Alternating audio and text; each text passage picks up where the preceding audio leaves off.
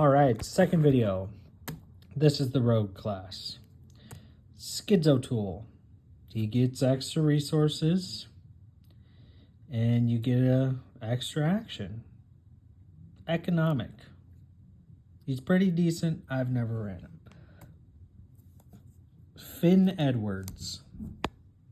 He is a smuggler and a criminal. These things kind of matter. He gets any illicit card, which again kind of matters. And he can take an additional action, which can be used to evade, which he has a pretty good dexterity. And he's generally good at investigating as well. He's pretty good. Safina Rousseau. She has, in my eyes, one of the best stat lines because she's green mystic. Mystic uses willpower, so she uses mystic cards to overcome that. And then she has a perfectly suitable 4 for her other defensive stat. And she's an interesting mechanic. When you draw your opening hand, draw 13 cards, choose 5 events to keep under her, and keep the rest of the opening 8. Now, those events that are underneath her, she has a special card called the Painted World that she can use to play a copy of it for free. There's other cards that allow you to double that. So you get 2 free copies of one of the cards in your opening hand on demand. You know, she's really good for that. Jenny Barnes, who is a ridiculously good flex. She typically plays big money because she gains 1 additional upkeep. With 3s across the board, she has options to flex in anything, you know?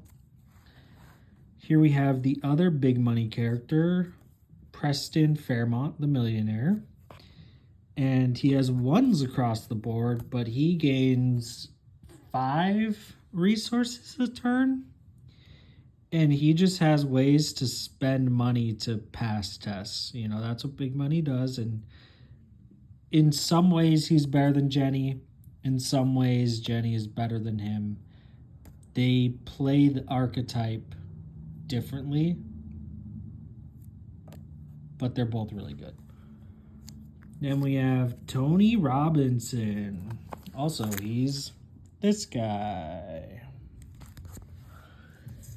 He's a bounty hunter. He's really good at using this bounty mechanic, which whenever an enemy spawns, you can place a bounty on it. You can use an additional action to fight it if it has a bounty on it. And then when you kill it, you get the money off of it as the bounty.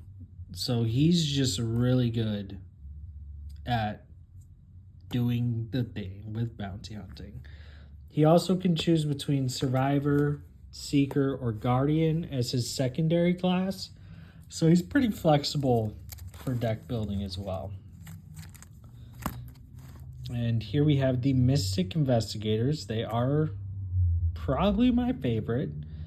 Mystics care above all else about willpower. They can take fight actions with willpower. They can take investigate actions with willpower. They can take evasion actions with willpower. They can flex to do anything because of it. That being said, they are weak to being not narrowed in on a goal. They're typically flex and support. And purple is also well known for disabling the game's effects. This is Agnes. She's one of the fightier types. When you place 1 or more horror on her, deal 1 damage to an enemy at your location. That's just free damage. And then, you know, there's ways to put horror on her yourself. There's ways to trigger it better. And she's generally good at fighting. We have Father Mateo, who has one of the best Elder side effects. After you automatically succeed, after it ends, you may choose 1, draw a card, gain a resource, or take an additional action. He's really good in a mechanic called the seal mechanic, which in the chaos bag, there are ways to seal the tokens in there and put them on cards so they're out of the game until the effect runs out or whatever. And whenever an investigator reveals the Doom token, which is, auto fail, you can cancel it and treat it as the auto win. You can do that once a game. And he's just mainly the representative of the seal mechanic. Good at that. We have Diana Stanley. She cancels effects like no other, okay? So after a card you own cancels or ignores a game effect, which you have a lot of in Mystic, and there are fewer beneath her, place the card beneath her, draw a card, gain a resource. Busted ability. Also, for each card underneath her, you gain +1 more willpower. She's great flex. She's a great investigator for canceling game effects. And she is well known for being just good purple. She just... Also, there's a way to trigger the cards under you a second time to cancel something else. Like, she's ridiculous. We have Achake Okoye. She is really good at using charges, so your assets that use charge enter play with one more charge on them. She has a few other ways to interact with that, but generally the way it works in this game is spells used a certain amount of charges. She just makes that better. It's just pure efficiency. We have Marie Lambeau, who is one of the only characters who engages with Doom on the player side. So purple has a few cards where you can select to place Doom on them for a special effect, and she can use an additional action while there's Doom on one of her cards.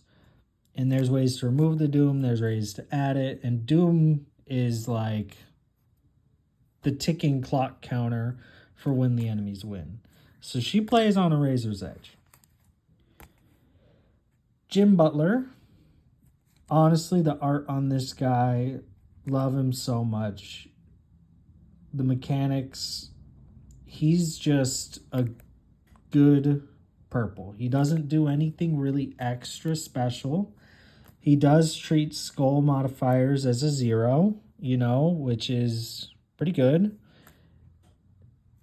if you draw a lot of those. But other than that, he doesn't really have ways to engage like somebody like Diana or Father Mateo or even like Achake would.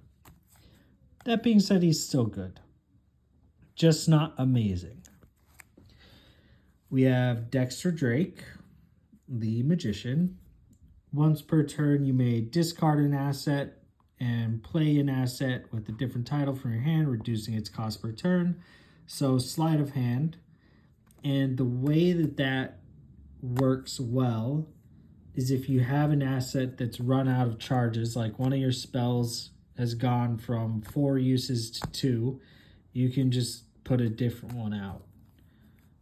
Pretty good. And he also has a 5 willpower, which is just the good stat line. We have also, he uses Rogue because he's a magician. There's a lot of good things in Rogue for him. We have Luke Robinson, the most broken, in a way, investigator in the game, because he gets something no one else gets in this game. Luke Robinson can spawn in his very own location, and nothing else can go there. No enemies can spawn there. You're just in a different world. It's ridiculous. To add on to that, that special location is connected to every other location in the game. So you can kind of say, I don't want to move 4 spaces in a turn, I can move 2 to the gate box and out of the gate box. And once you may play an event each turn as if you were at a connecting location, which the dream world connects to every location, and engage with each enemy at that location. It's broken. He's broken, but it's really good. You know, there's no other character that really does what he does because he gets his own personal location.